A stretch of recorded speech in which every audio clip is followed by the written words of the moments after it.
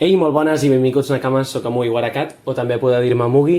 Bé, avui us porto una curiositat que molts no sabreu, que he descobert fa poc, perquè sóc bastant observador amb l'obra de One Piece i l'analitzo bastant dia a dia, per això tinc un canal de One Piece, en català, cal recalcar-ho. I bé, us comento aquesta curiositat, que és que algunes fruites del diable, que bueno, han aparegut, en plan, ha aparegut l'usuari i la fruita del diable, estan basades, ojo al dato, estan basades en invents d'en Doraemon. Sí, d'en Doraemon, el nostre clàssic amic gat robot, gat del futur. Doncs sí, hi ha algunes, anava a dir moltes, no, moltes tampoc. Hi ha algunes fruites del diable que coneixem amb l'usuari que estan basades en els seus invents. Ho recalco, perquè per la gent que encara no s'ho cregui. Dit tot això, no em vull embatossar més així i entretindre més parlant d'això. Passem als exemples. Doncs la primera és la fruita d'en Blamenco, l'home aquell, bueno, el capità d'una divisió d'en Barba Blanca, concretament la sisena, sí, la sisena, comandant de la sisena divisió. Doncs recordeu que per dir-ho així, en el mugró, bueno, perquè jo sempre em pensava que era el mugró que tenia aquest paio, però clar, si t'hi fixes, és com que té el mugró clar, aquí en el coll, aquí una mica més a dalt d'on té la papada. I clar, potser el mugró el té més a baix, si ens hi fixem. Bueno, coses que pensava que de petit, però així analitzant-les bé, té com unes butxaques que, bueno, treu d'allà el seu martell, aquell tan gegant.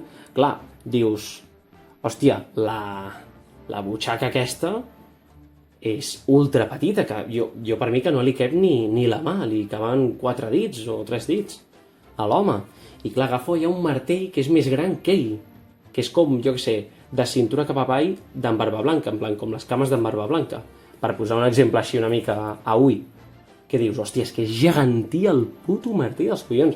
Clar, això clarament està basat en la butxaca màgica.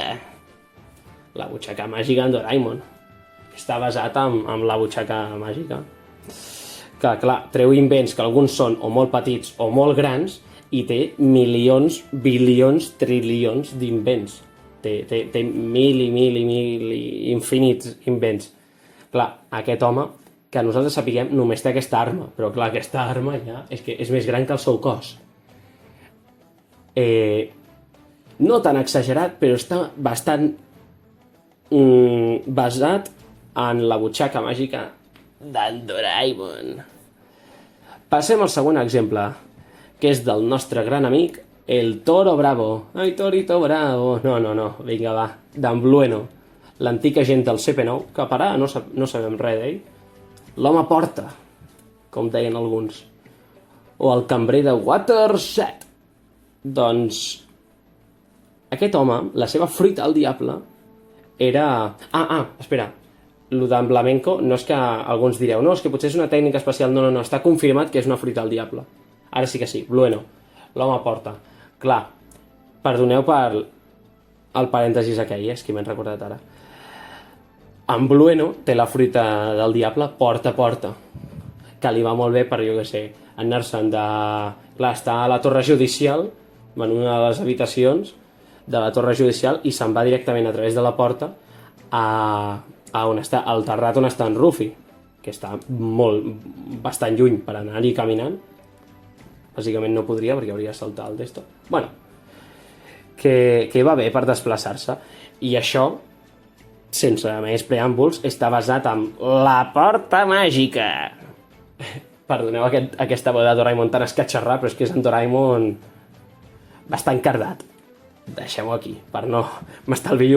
M'estalvio l'humor aquest tan fort. Bueno, Doncs que clarament el tio aquest en Blueno pot anar, jo què sé, Dennis Lobby a Waterset, jo què sé, fins i tot a Laughdale pot anar, si sapigués on està. Pot anar a qualsevol lloc amb això de les portes.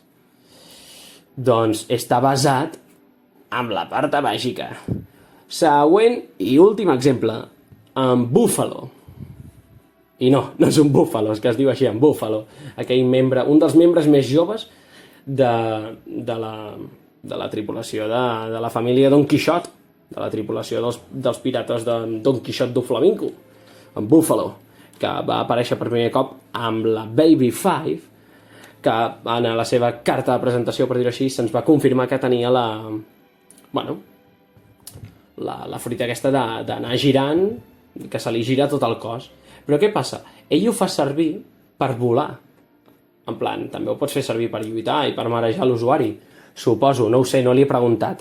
I tampoc és que l'haguem vist gaire en acció. Però el tio va en plan així de les cames, dels braços i del cap, girant, i això fa volar i porta la Baby Five a sobre. Això clarament està inspirat i basat en el casquet volador. Ja està, no té secret. El casquet volador se'l posa en el cap i els fa girar. Ell, amb les parts del cos que ha après a girar o sap girar, doncs les fa servir per desplaçar-se. A part de per lluitar, suposo, dic jo, perquè haurà lluitat algun cop, doncs les fa servir per desplaçar-se via aire, via cel. Bueno, dit tot això, ja sabeu una curiositat més sobre One Piece, que cal recalcar que no sé si algú l'ha descobert abans, però jo l'he descobert i l'he volgut fer pública, perquè crec que pot semblar interessant. Doncs això, les fruites del diable d'en Flamenco, d'en Blueno i d'en Buffalo estan inspirats en aquests 3 invents clàssics d'en Doraemon. A sobre són els més clàssics, els que més veiem a la sèrie de Doraemon. O sigui que el món és un mocador, tant per la vida real, tant com en el món dels animes. Dic tot això, com sempre, teniu els comentaris per comentar, si us ha sorprès la notícia, en plan el descobriment aquest que he fet. Què en penseu? Bueno, el que vulgueu, així una mica feedback. També a la caixeta d'informació us deixo el meu Twitter, que vaig penjant coses sobre el canal i tal, per si em voleu seguir. Seguiu-me, cabrons! També us deixo la wiki catalana de One Piece a la pàgina web on estan tots els episodis que es van doblar al català i la pàgina on posen el manga en català. Dit tot això, fins la propera i a reveure, Nakamas! De totes maneres, em podeu deslligar o què, nois? Sí, esclar, i què més?